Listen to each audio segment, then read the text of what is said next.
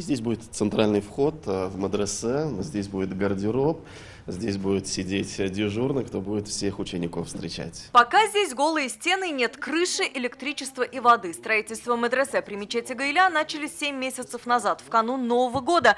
Сейчас заканчивают кладку стен. Все работы ведутся на пожертвования. Иногда это удивительная история. Недавно пожилая женщина принесла 100 тысяч рублей. Я хочу, говорит, чтобы у меня в раю были мои кирпичи.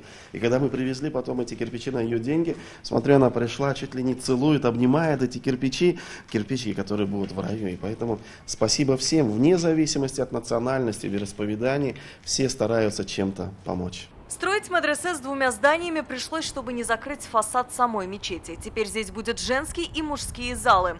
Ежегодно в мечети обучаются по 400 человек, и приходилось организовывать 3 смены. Я сейчас нахожусь в мечети, поэтому повязала платок. Раньше обучение азам ислама проходило в подвальном помещении. Вот аккуратно сложенные парты, доска. До этого одновременно здесь помещались не более 20 человек. После завершения строительства мадресе их количество увеличится в разы. Сейчас хотим собрать леса, чтобы завершить кирпичную кладку. Строители говорят, стройка идет легко. Желающих помочь много и не только деньгами. Есть руками помогают, есть кирпичом приносят, материал приносят.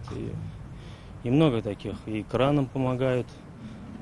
С людьми делаем субботник, устраиваем. Когда мадресе откроет свои двери, здесь не знают. Но помочь в строительстве может каждый. Для этого нужно отправить онлайн-перевод на банковские карты с пометкой «Мадресе» или самим обратиться в мечеть Гайля.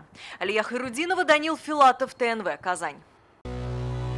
Наша рука помощи вашему бизнесу. Антикризисные предложения. Телефон 843 5 705 100.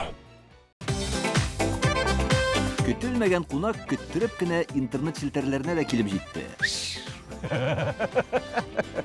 Хәзер бу фильмның барлык серияларын ТНВ.ру сайтында карап була.